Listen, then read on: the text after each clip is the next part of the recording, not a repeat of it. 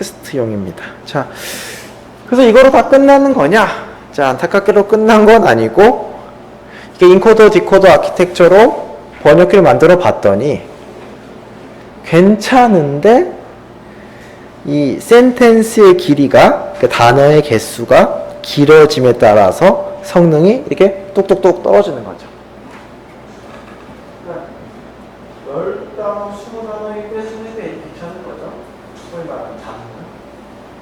너무 짧은 거 안 되는 것도 이해가 돼요. 너무 짧은 거는 사실은 뒤를 봐야지만 알 수 있는 너무 짧았을 때 번역 힘든 것도 이해가 되는데 이 정도 적당하게 되는데 길어지면 성능이 툭툭툭 떨어지는 거죠. 이게 이제 왜 이러냐는 거죠. 근데 가만 보면 이게 이제 고정돼 있으니까 이게 이제 뭐 이걸 요약하는 서머리 벡터라는 컨셉 자체는 괜찮은데 얘가 뭐 300차원으로 딱 고정돼 있는데 거기에 뭐 굉장히 긴 한 뭐 페이지 하나를 넣을 수가 없는 거죠. 그러니까 얘가 고정된 디멘전으로 돼 있으니 복잡한 생각을 이렇게 인베딩해서 넣을 수가 없는 거죠. 이게 이제 간단한 인코더 디코더 아키텍처의 한계인 거고 그 한계가 숫자로 보여지는 게 저건 거죠. 그래서 시퀀스의 랭스가 길어지게 되면 성능이 떨어진다. 그러면서 이제 놀라운 아이디어들이 몇 개 나오는데요.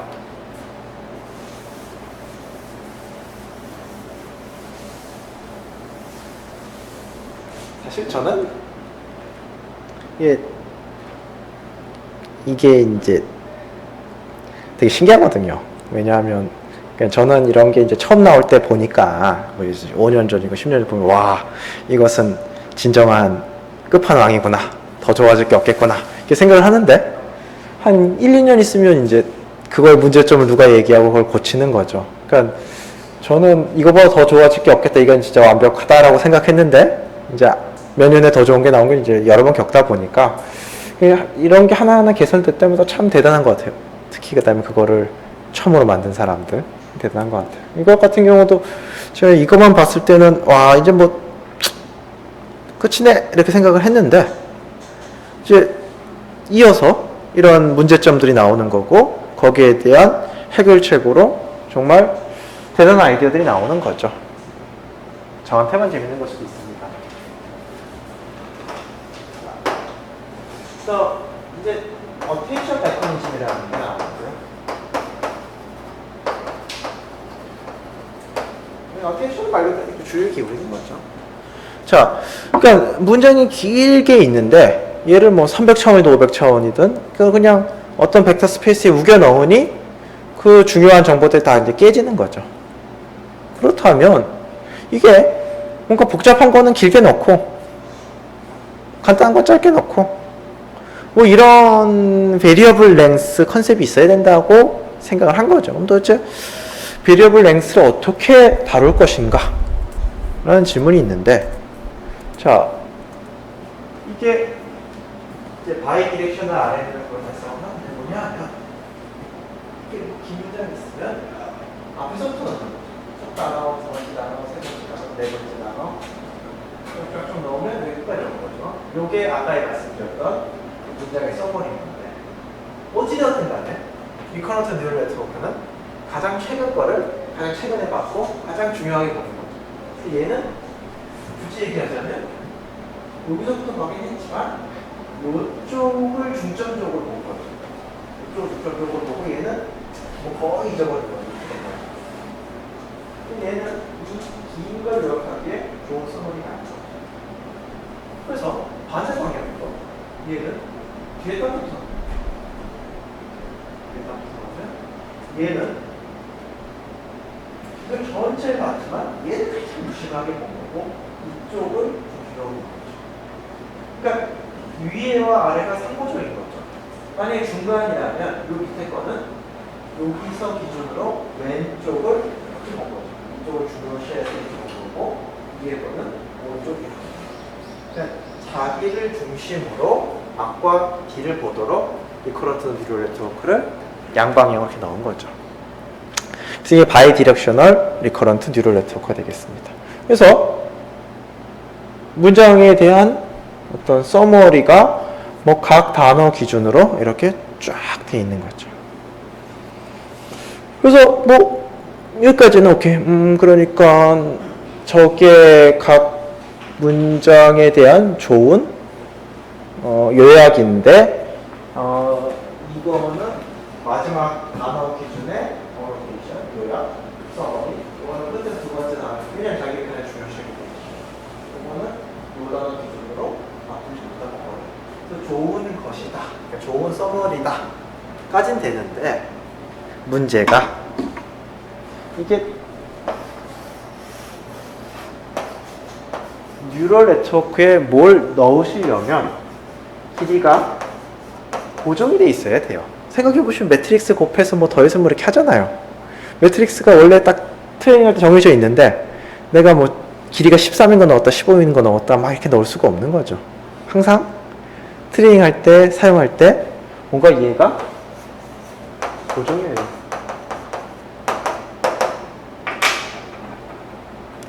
그러니까 저기까지는 내가 저거까지는 뭐 문장을 잘 어노테이션하고 서머리하는 좋은 방식이라는 것까지는 동의를 하지만 저걸 넣으려고 생각을 해봤더니 저거는 길이가 계속 바뀌는데 15단어짜리면 10 곱하기 뭐 썸씽인 거고 15개짜리면 15 곱하기 무언가고 30이면 이게 길이가 계속 바뀌는 거죠.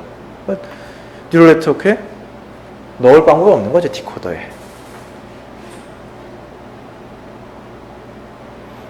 그래서 이제 이 생각을 이거를 해결하기 위해 나온 게 사실 이게 있습니다. 바이디렉셔널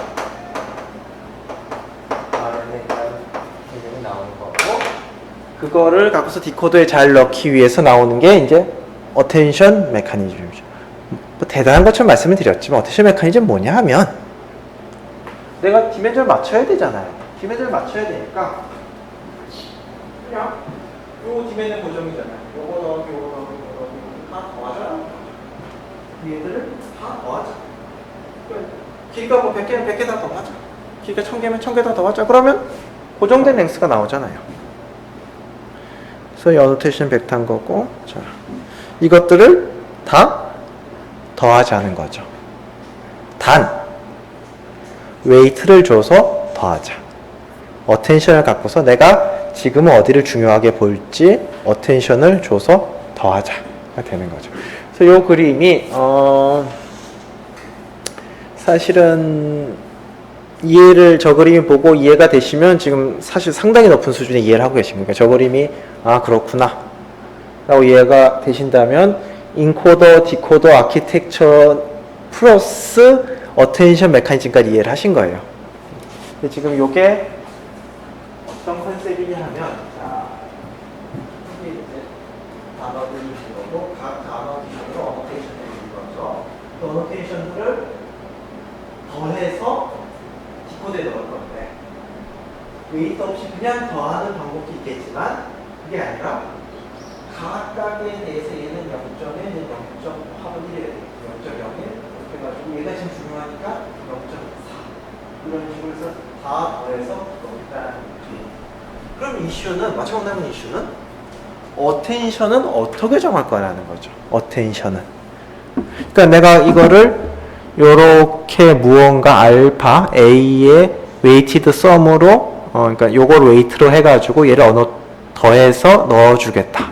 그러니까 이렇게 기문장을 번역하는데 그냥 이거를 지금 여기 좀 중요하게 봤다가 지금 부사하고 중요하게 봤다가 뭐 주어 중요하게 봤다 이렇게 왔다 갔다 해서 볼 수 있는 거잖아요. 그러니까 어딜 중요하게 볼지를 요 어텐션 웨이트로 결정을 할 건데 그럼 어텐션 웨이트는 어떻게 정할 것인가? 그것도 뉴럴 네트워크로 정하는 거죠. 그래서 이제 뉴럴 네트워크 관련된 논문들 뭐 이런 걸 보시면 뭔가 이런 생각을 해요. 사람이 여기 있는 정보를 갖고서 이렇게 했으면 좋겠다. 그러고는 다 뉴럴 네트워크로 그걸 만드는 거죠. 그래서 요게 이거를 계산해주는 얘도 뉴럴 네트워크. 그러면 어텐션 뉴럴 네트워크 입력으로 뭐가 들어가야 될 것인가? 내가 지금 저 원문에 어디를 중요하게 볼까를 결정하기 위해서는 뭘 봐야 되느냐. 그 얘기는 내가 지금까지 어디까지 번역했는지 보면 되는 거죠. 내가 지금까지 번역해서 이제는 뭐 주어를 얘기해야 될 때거나 뭐 부사구를 얘기해야 될 때거나 이러면 내가 이만큼 번역을 했으면 요 다음 단어를 생각하기 위해서 요걸 갖고서 어딜 볼지를 찾는 거죠. 그게 그런 이해가 지금까지 번역한 걸 보고서 내가 어딜 다음에 중요시 봐야 될지를 찾아서 넣어주면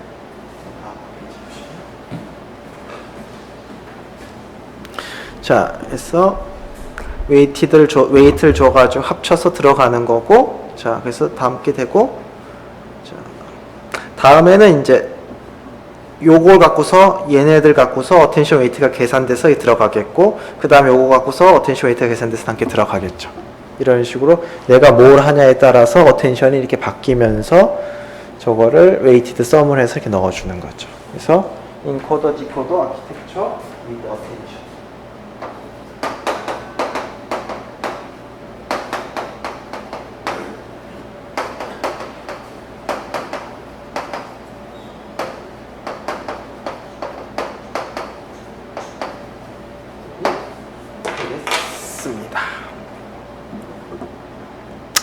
그래서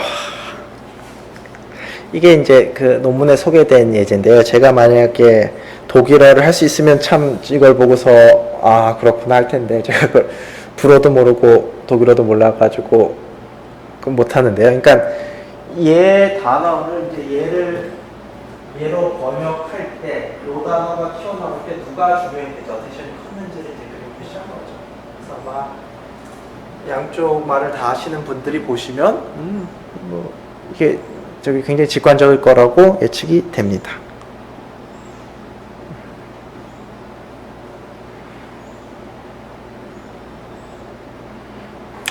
독일어에도 이런 전치사가 있군요.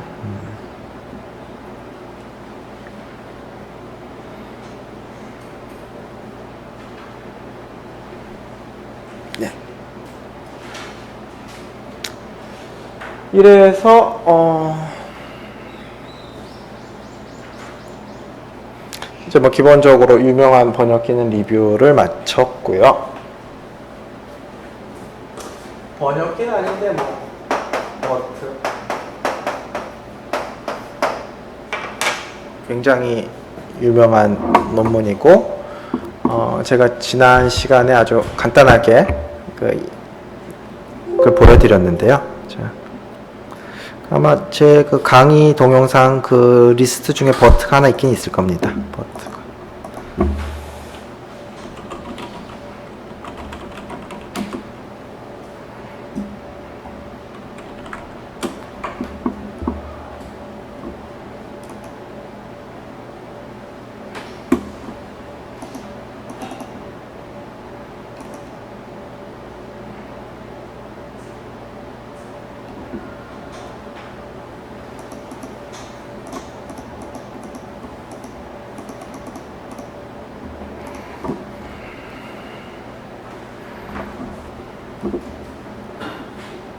당연히 이게 지금 처음 보시면 당연히 이해가 안 되시는 게 맞는데요. 이제 가만 용어를 보시면 버트가 뭐의 약자인지 보면 bidirectional encoder. 이거 뭐가 이렇게 bidirectional 이거 representation은 뭐 딩글러서 지금 이게 중요하죠. from transformer라는 표현이 나오는데 자 제가 뭐 하진 않지만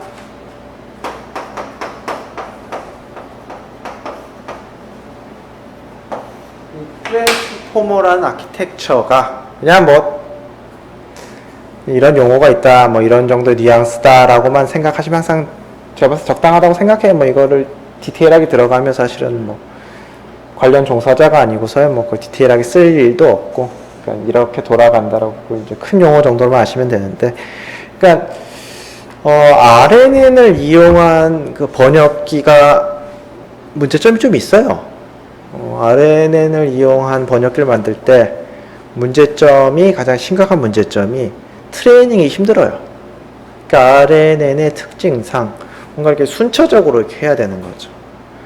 근데 GPU 같은 거에 어떤 굉장한 장점은 이렇게 모아가지고 확 큰 매트릭스 곱하고 이러는 건데, 이 RNN 갖고 하자니 이게 뭔가 얘가 계산이 완료돼 얘를 할 수 있고 얘를 할 수 있고 뭐 이런 것 때문에 오래 걸리고, 그 다음에 뭐 트레이닝 할 때 수렴 문제도 있고 뭐 여러 가지 문제가 있고 한데, 이제 그 RNN 없이 저런 비슷한, 오늘 말씀드린 거 비슷한 걸 처리해주는 게 트랜스포머라는 모듈이 있죠. 뭐 저런 모듈도 있다 정도 아시면 되는 거고, 그래서 이 논문은 트랜스포머라는 그 블락을 이용해서 이 인코더를 만든 거죠. 이게 이제 버트가 되는 거고, 뭐 그거 갖고서 지난 시간 보여드린 거는 간단한 질문 응답 시스템, 그렇죠? 보여드렸죠.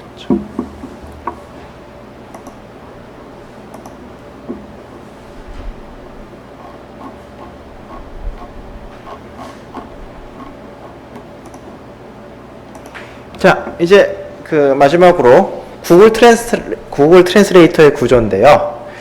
이게 이제 보시면 2016년도 기준이라서 지금은 좀 바뀌었을 수도 있겠는데, 하여튼 2016년도에 구글 트랜스레이터가 나왔을 때 구글 트랜스레이터 논문도 나왔고 논문을 발표가 된 어떤 구조로 되어 있는지 그거 요약한 페이지가 되겠습니다. 말씀드렸듯이 2020년, 지금은 좀 바뀌었을 수도 있어요. 근데 저 때는 저 구조로 동작을 했죠. 자, 그래서 그걸 이해하기 위한 건데요. 자, 우선 그걸 이해하기 위해서 인코더, 디코더를 이해해야 되는데 했던 내용인 거죠.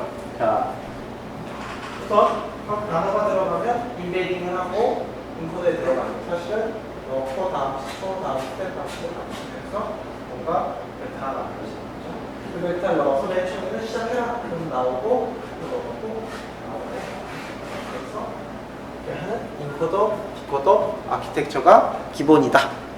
그러니까 구글 트랜스레이터도 저거를 기본으로 했다 라는 얘기가 되겠습니다. 근데 이제 아까 말씀드린 똑같은 겁니다. 근데 이거는 뭐 너무 긴 걸 하자니 자꾸 잊어버리고 뭐 그래서 문제가 있다, 뭐 기억력이 한계가 있다, 그 다음에 트레인 시키기도 어렵다, 이런 문제가 있는 거고, 그래서 기억하기가 어렵다 요 문제는 바이디렉셔널로 해결한 거죠. 아까 거기에 바이디렉셔널로, 그러니까 지금 어떻게 보면 수비도 지금 얘가 요거에 있는 받침대에 대한 요약, 얘가 수에 대한 요약. 근데 걔를 디코더에 넣자고 하니 디멘전이 뭐 들쑥날쑥한 거죠. 베리어블 디멘전이 다르게 되게 까다롭거든요. 그래서 생각한 게 어텐션인 거죠. 자, 이 어텐션 그림은 정말 잘 그린 것 같은데요. 자, 이게 길이가 5일 수도 있고 7일 수도 있고 13일 수도 있는 거죠. 요 길이는 인정불에다가. 근데 요거의 디멘전은 다 같아요. 걔를 웨이티드 썸으로 합쳐서 픽스 디멘전 같습니다. 더한 거죠. 단 그 웨이트는 지금까지 번역해준 주어를 웨이트. 지금 여기까지 번역했는데 다음 단어는 주어를 찾아야 돼. 뭐 이런 느낌입니다. 그래서 이런 attention based encoder decoder. 자, 그리고 자, 이제 기본적으로 이건데, 뉴럴 네트워크는 이제 딥 뉴럴 네트워크는 이제 깊어야 제맛인 거죠. 쌓자, 이 구조를 쌓자 된 거죠. 그래서 인코더를 이렇게 쌓은 거죠. 보시면 아까 인코더 하나였는데 인코더 하나가 아니라 인코더 위에 지금 여기에 LSTM을 없었죠. LSTM을 붙인 거죠. 붙이고 또 붙이고 또 붙이고 또 붙이고 또 붙이고 딥하게 쌓은 거죠. 디코더도 붙이고 붙이고, 그러니까 LST만 넣고 그에 또 LSTM 붙이고 또 LSTM 붙이고 또 붙이고 이렇게 한 거죠. 딥하게 만든 거죠. 근데 일단 또 트레인이 잘 안 돼서, 자, 이거 뭐 스키 커넥션이라고 이렇게 하면 트레인 좀 학습이 좀 잘 된다고 이렇게 쇼컷을 만들어 주거든요. 이렇게 해서 만든 게 구글 트랜스레이터의 구조가 되겠습니다. 보시면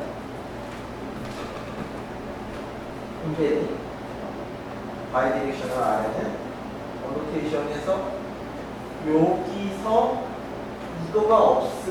바로 어텐션 해가지고 아까 했던 거죠.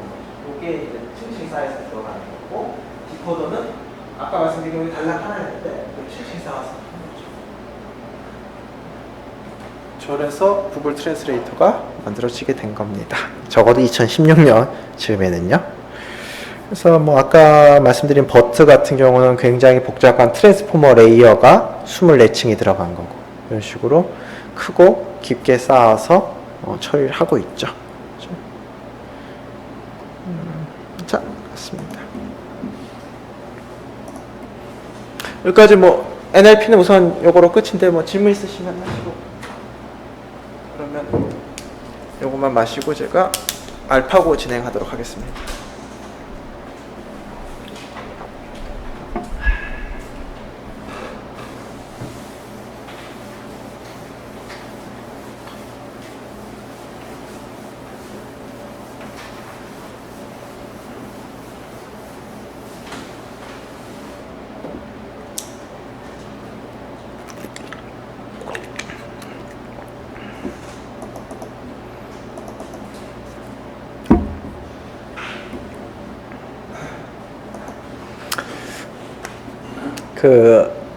이제 조금 응용이죠. 알파고만 해도 딥 뉴럴 네트워크가 굉장히 중요한 부분인 건 맞지만 알파고의 전부는 아니거든요. 어떻게 보면 그 알파고라는, 제가 강의 노트를 안 올렸나요? 이건 뭐 녹화된 거 올리면서 올리도록 하겠습니다. 혹시 안 올렸으면. 이제 몬테카를로 트리서치, 얘가 그 전체를 아우르는 어떤 프레임워크 같은 거고요. 이제 이거의 중요한 모듈로서 딥뉴럴 네트워크가 이렇게 들어가는 구조가 되겠습니다. 알파고는. 그래서 알파고를 이해하려면 몬테카를로 트리서치를 이해하셔야 되는데, 이거는 역사가 굉장히 깊은 거죠. 우선 트리서치라고 그러시면, 뭐 트리서치라고 그러면 우선 뭐 이렇게 트리가 있는 거 여기서 뭐 찾는 거죠. 그렇죠? 바이너리 트리서치일 수도 있고 뭐 트리서치인 거고. 몬테카를로라는 단어가, 이제 저는 못 가봤지만 몬테카를로 구글링해서 얻은 건데, 이제 몬테카를로라는 단어는 저 유명한 카지노에서 이제 유래가 된 거죠. 그래서 정말 많은 알고리즘들이 몬테카를로 무슨 알고리즘, 몬테카를로 무슨 알고리즘, 이런 이름이 붙는데요.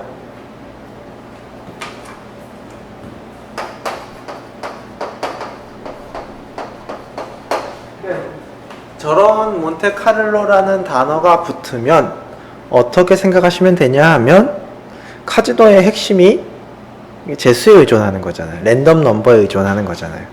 그러니까 몬테카를로 무슨 알고리즘이라는 얘기가 붙으면 이 알고리즘의 내부에 랜덤 넘버를 갖고서 뭐 하는 부분이 굉장히 중요하게 들어가 있다 라고 생각하시면 됩니다.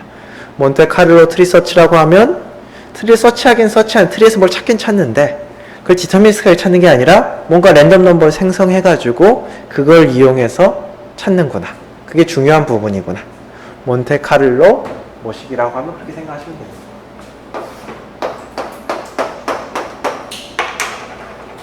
뭐 그런 말이 있는지 모르겠지만, 몬테카를로 서메이션 그러면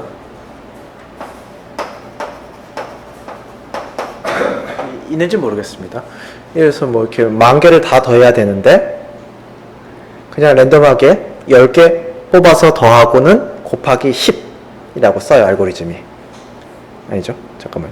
10개 뽑아서 더하고는 곱하기 1000이라고 써요. 그럼 몬테카를로 서메이션인 거죠. 왜냐하면 이 10,000개를 빨리 더하기 위해서 뭔가 랜덤한 뭔가 쓴 거죠. 이렇게 10개 딱 뽑아서 더하고는 곱하기 1000. 이 몬테카를로 뭐 붙으면 그냥 도박판처럼 뭔가 랜덤 넘버를 갖고서 뭔가 이렇게 하는구나 라고 생각하시면 됩니다. 근데 이 몬테카를로 서치가 굉장히 중요하고 현실적인 방법인데요. 왜냐하면 다 하는 게 근본적으로 불가능하기 때문에 그런 거죠. 뭔가 많이 하는 게 근본적으로 불가능한 상황에서 결국 남은 선택은 많으니까 안 한다 와 많으니까 내가 어떤 식으로든 샘플링해서 하겠다. 이 두 가지밖에 없는 거예요. 다 하는 건 아예 불가능하니까. 그러니까 안 하는 것보다 당연히 훨씬 낫겠죠. 이게 어느 정도냐 하면요,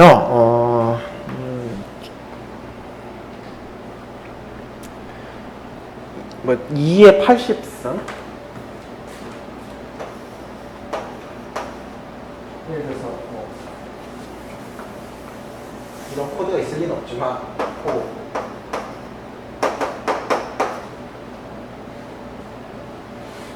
시험을 쓸 줄도 모르겠어요. 당연히 이런 코드는 없지만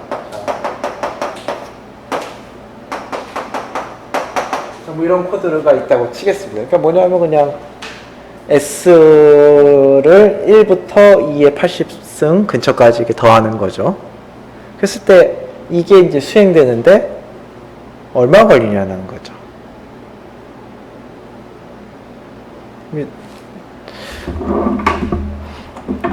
이제 뭐 당연히 아시는 분은 아시는 거고, 이거를 보면 인간의 직관이랑 굉장히 충돌하는 것 중에 하나죠. 2의 이제 80승이라는 게 요 정도 숫자고, 자, 기계가 좋아서 이거를 한 번 하는데 1 나노세크가 걸린다고 하겠습니다. 한 번 더 하는데 1 나노세크. 나노가 10의 9승인가요? 그렇죠? 그 다음에 1시간이 3600초니까 24시간 365일. 그러면 대략 3,800만 년 정도 걸리는 거죠. 그러니까 근본적으로 불가능하다는 거죠. 2의 80승 정도만 돼도 뭔가 더하는 행동이라든지 뭘 해가지고 뭘 내가 서메이션을 하겠다는 행동 자체가 그러니까 뭘 따져보겠다. 이 근본적으로 불가능해지는 거죠. 근본적으로. 근데 자, 바둑을 한번 생각해 봅시다. 바둑이라는 게 내가 바둑판 위에 내가 놓을 수 있는 돌의 위치가 뭐 뒤에 가면 저 자료 중에 숫자가 있는데 뭐 대강 접해서 19 곱하기 16이니까 360개 정도 자리가 있는 거잖아요. 그냥 그 중에서 뭐 너무 트리비한 걸 빼고 100개 정도라고 했을 때 제가 할 수 있는 선택이 100개인 거죠. 그럼 상대편이 할 수 있는 선택도 대략 100개인 거고, 그래서 내가 하고 제가 하고 내가 하고 제가 하고 내가 하고 제가 해서 뭐 15번만 서로 주고받아도 이 숫자가 나오는 거죠. 그러니까 바둑을 둘이 둔다는 것은 15번만 주고받아도 이 정도의 가능한 미래가 펼쳐지는 거죠. 따져본다는 것이 근본적으로 불가능한 거예요. 그랬을 때 아니 그래도 따지긴 따져야 될 거잖아요. 내가 이렇게 하면 제가 저렇게 하고 제가 저렇게 하고, 근데 이거를 다 따지는 거는 아예 안 되는 거고, 하지만 트리서치는 하긴 해야 되겠고, 그래서 할 수 있는 유일한 방법이, 현실적인 방법이 몬테카를로 트리서치인 거죠. 그러니까 뭐 한마디로 얘기를 하자면 어차피 다 못하니 그냥 뭐 재수로 뽑아서 좀만 해보자, 이게 되겠습니다. 보시면 이렇게 요약이 되는데요. 랜덤 샘플을 뽑아서 디시전 스페이스에서 랜덤 샘플을 뽑는다는 얘기는 내가 할 수 있는 여러 가지 소이스들 중에서 랜덤하게 하나를 뽑아가지고 내가 그렇게 했다고 치고, 상대편도 할 수 있는 수많은 선택 중에서 랜덤하게 뽑아서 했다고 치고, 또 나도 거기에 대응된 거 뽑아서 했다고 치고, 이렇게 주고받는 거죠. 핑퐁 핑퐁 해가지고 내가 이기면 내가 유리했네, 이렇게 되는 거죠. 되게 한심하게 들리실 수도 있는데요. 제가 알기로는 알파고 전에 가장 잘 됐던 바둑 소프트웨어가 몬테카를로 트리서치를 쓰는 것들이었다고 알고 있어요. 그러니까 기본적으로 이렇게 당연히 뭐 휴리스틱이 많이 들어갔겠지만 이렇게 뽑고 서로 핑퐁 이걸 막 그냥 랜덤하게 해보는 거죠. 그래서 이거 좋네, 나쁘네, 이러는 거죠. 자, 그래서 이제 몬테카를로 트리서치를 이제 하려면 이 그림을 이해하시면 되는데요.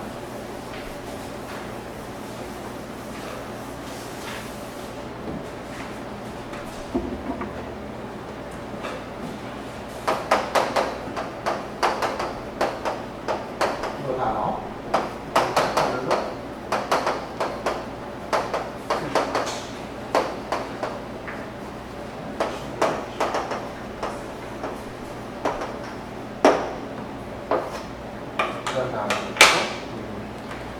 솔리테어라고 하나요? 그 혼자서 하는 카드 게임 있잖아요.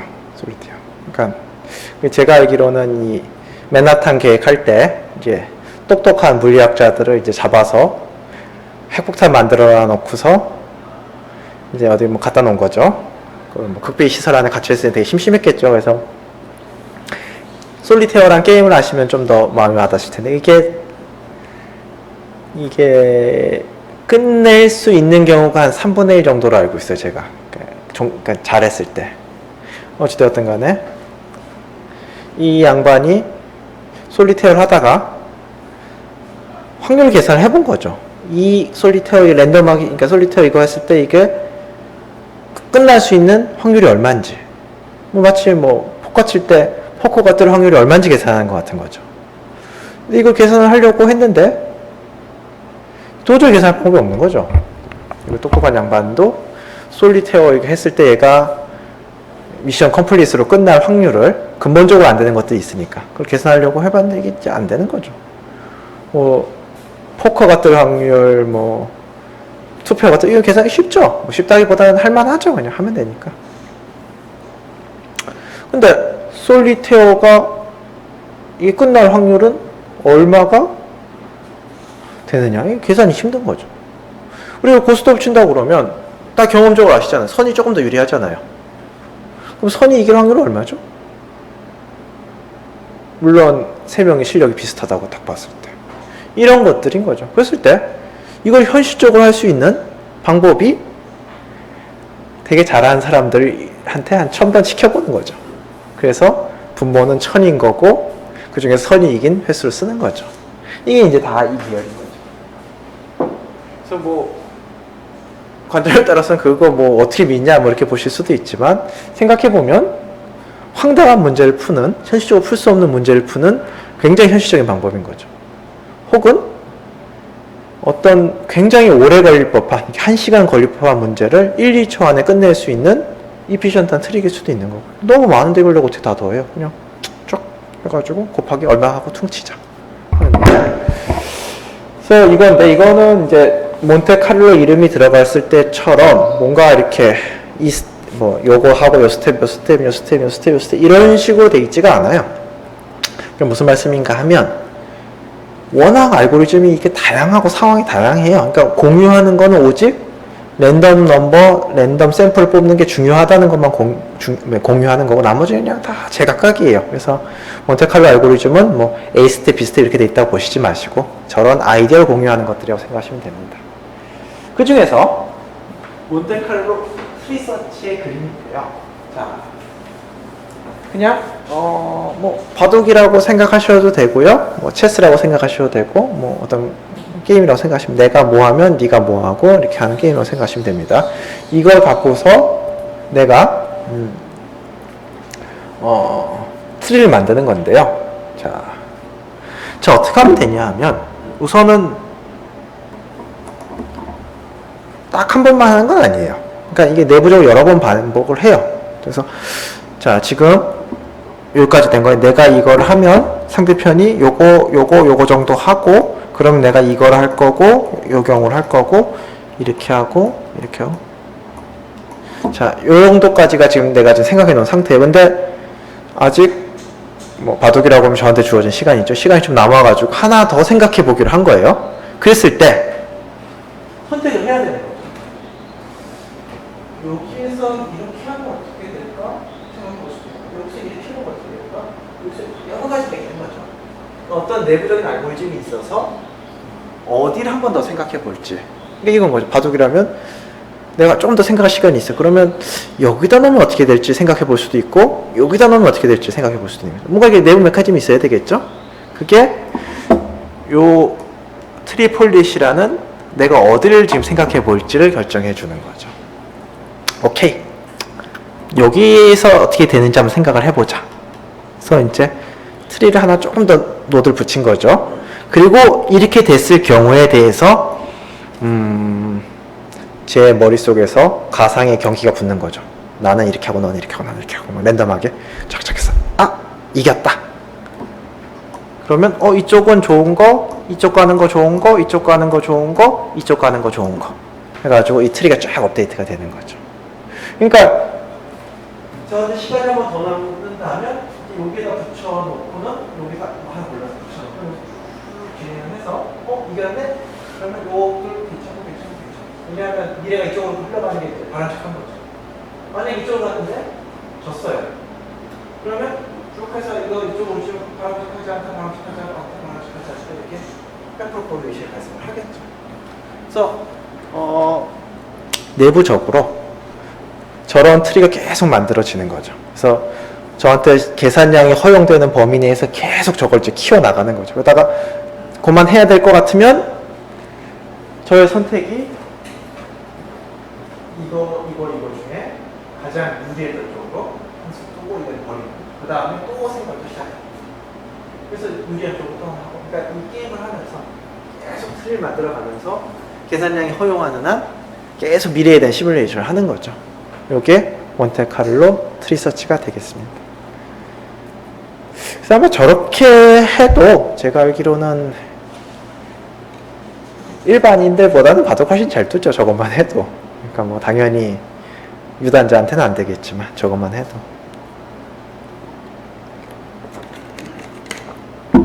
그래서 내가 어디를 시리어스하게 볼지를 결정해 주는 게 트리 폴리시.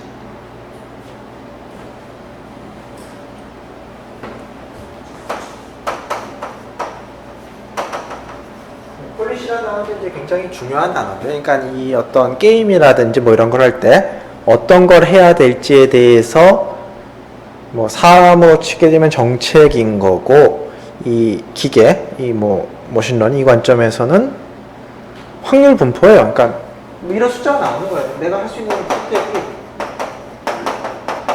폴리시라는 건 뭐 이런 느낌일 거예요.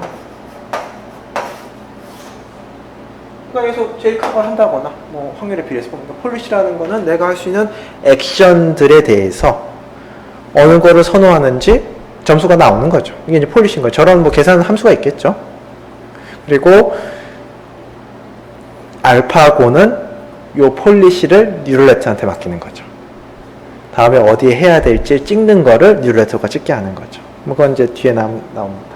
그래서 폴리시라는 건 이제 사람한테는 뭐 정책 어떻게 할 건지 뭐 그런 거고, 바둑 유단자 같은 경우는 느낌 같은 걸 수도 있겠죠. 그 다음에 뉴럴네트 입장에서는 확률 폴리시. 내가 다음에 어디를 해야 될지에 대한 결정한 메커니즘인 거죠. 그 다음에 이제 디폴트 폴리시라는 거는 내부적으로 자기들 게임을 하는 거예요. 그러니까 뭐 이 상황이 있을 때 누가 유리하냐를 판단해야 되는데, 뭐 여러 가지 방법이 있겠지만 굉장히 휴리스틱하게 뭐 체스라면 퀸은 몇 점인데 무슨 기물은 몇 점인데 살아있고 거 죽고 뭐 이런 걸 할 수도 있는 거고, 아니면 랜덤하게 막 이렇게 수를 떠가면서 할 수도 있겠죠. 그래서 이제 승패 결정한 게 디폴트 폴리시. 자, 이렇게 진행이 되겠습니다. 그래서 뭐 그거에 대한 정인 거고요.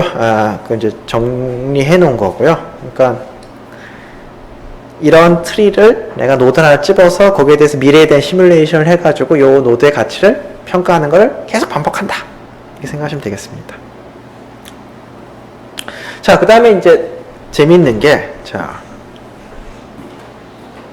제가 요달 때문에 시간이 다 썼어요. 결정을 해야 돼요. 얘 중에 누굴 결정해야 되냐. 이거 당연히 점수표가 있겠을 텐데 누굴 결정해야 되냐는 거죠. 그래서 이 질문에 대해서 저도 그렇고 대부분 사람들한테 물어보면 승률이 제일 높은 거라고 대답하기 딱 좋죠. 아니 당연한 거 아니냐. 저기서 1번은 승률이 100%, 2번 승률이 5%, 3번은 60%예요. 그럼 누구를 해야 되냐라는 거죠. 아니 100% 1번인 거 아니냐. 이럴 수 있는데 뭐 당연히 그것도 가능한 대답 중에 하나인데요. 보통 그렇게 하지는 않아요. 왜냐하면 생각해 보시면 한 번 가는 한 번 이겼어요. 랜덤하게 하는 건데 한 번 가는 한 번 이긴 거랑 2000번 갔는데 1200번 이긴 거랑 2000번 해서 1200번 이긴 게 훨씬 더 안정적인 거죠. 한 번에서 한 번 뭐 여러분들도 뭐 G마켓이나 뭐 아마존 물건 사실 때 그 평점을 보시는데 한 명에서 한 명이 좋아요 그러면 안 믿으시잖아요. 근데 2000명이 했는데 1200명이 좋다고 그러면 이거 마찬가지인 거죠. 그러니까 이런 전략이 있을 수도 있는데요. 이 전략이 보통은 그렇게 좋은 전략이 아닌 거죠. 왜냐하면 1분의 1이 있을 수 있으니까. 오히려 요런 게 좀 더 안정적인, 그러니까 당연히 정답이 있는 건 아니고요. 여러분이 디자인한 문제인데, 가장 많이 가본 곳이 좋은 곳이죠. 왜냐하면, 이런 메커니즘에 의해서 좀 뭔가 이렇게 중요한 곳들을 더 많이 가보게 돼 있어요. 자연스럽게. 중요한 곳들을. 그러니까 내가 승률이 뭐 50%, 51% 남짓이라 하더라도 많이 가본 곳이 안전하거나 내가 많이 조사해 본 거죠. 그렇죠? 그래서 뭐 이런 거 있고 뭐 여러 가지 옵션들이 있는데요. 단순히 승률이 높은 거는 좀 문제의 소지가 있다. 굉장히 위험하다. 한 번 해봤는데 잘 됐더라. 이거보다는 여러 번 해봤는데 전체적으로 나쁘지 않더라. 이게 더 안전하고 확실한 선택인 거죠. 자, 그래서 몬테카를로 리서치를 얘기를 했고, 그 다음에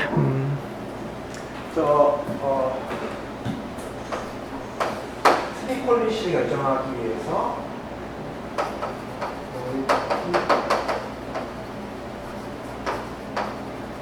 지금 보시면 이게 수학적으로 들어가면 뭐 당연히 한도 끝도 없이 복잡하고 사실 저도 모릅니다. 근데 이게 개념적으로 생각해 보시면 되게 어려운 얘기가 아니에요. 그냥 개념적으로 생각해 보시면 몬테카르토 리서치 그렇게 하는구나. 그러고요. 이건 뭐냐 하면 여러분이 카지노에 가셨어요. 땡길 수 있는 이게 K개가 있어요. 여러분은 돈을 주시고 돈을 드리고 이걸 땡겨서 최대의 수익을 거두라고 한 거죠. 근데 어떤 기계는 리워드 비율이 좀 높겠죠. 여러분 모르지만 뭐 어느 비율이 좀 낮을 테고 뭐 똑같을 수도 있고. 그래서 여기 팔이 뭐 5개가 있어요. 여러분 돈을 드렸어요. 그랬을 때 어떤 전략을 가지고 이걸 땡기셔야지 리워드가 최대가 되냐라는 질문이에요. 그러니까 여러분이 어느 새 지역에 이사를 가셨는데 그 지역에서 식당이 있잖아요. 식당들이 있는데 맛있는 식사를 하셔야 되는데 그러면 내가 어떤 전략을 갖고서 식당에 찾아가가지고 먹으면 맛있는 음식을 많이 먹을 수 있냐 이건 거죠. 그러니까 되게 그 직관적인 질문인 거죠. 자, 그럼 제가 어느 지역에 갔는데 출장을 가서 거기 3달 동안 있어야 돼요. 그러면 식당이 거기 10개 있다고 했을 때 맛있는 음식을 찾는 뭔가 전략이 있어야 되겠죠. 맛있는 식당을. 그래서 어떻게 하시겠어요? 가장 무난한 전략이 한 앞에 보름 정도는 여기 2번, 여기 2번, 여기 2번, 여기 2번, 여기 2번, 여기 2번 가서 각각의 점수를 매기고는 그 다음부터는 제일 점수가 높았던 때 이렇게 가는 거죠. 굉장히 무난한 전략이죠. 그렇죠? 그러니까 내가 이걸 땡겨서 최대의 수익을 올리면 어떤 기계는 리워드가 좋을 거고 어떤 기계가 좀 나쁠 거예요. 그렇지만 그것도 랜덤한 요소가 있겠죠. 그래서 해볼 만한 방법이 첫 번째 기계 5번 땡기고 두 번째 기계 5번 땡기고 K번째 5번 땡기고 그 중에 리워드가 좋은데 앉아서 계속 땡기는 거죠. 이게 기본인 거죠. 근데 이제 이거를 이제 확률적으로 모델링하면 이제 이 얘기가 앞에 부분은 랜덤하게 이거 땡겼다 저거 땡겼다 이렇게 땡기는 거죠. 근데 후반부로 갈수록 괜찮은 애를 중점적으로 땡기는 거죠. 그래서 이게 수학적으로 기술을 하게 되면 몇 번 땡겨라 이런 게 나오는 게 아니라 이런 전략을 취하게 되면 뭐 무한히 많이 하면 뭐 최대 그거에 수렴한다 뭐 이런 식으로 정의가 돼 있어. 당연히 이걸 뭐 3번일지 4번일지 알 게 뭐예요. 근데 전체적인 전략의 방향은 이거밖에 없는 거죠. 처음에는 랜덤하게 하다가 어느 순간부터 리워드가 많은 쪽 위주로 땡기는 거죠. 그러니까 이게 7번, 8번 이건 모르지만 전체적으로 전략의 형태가 그렇게 돼야 되는 건 명확한 거죠.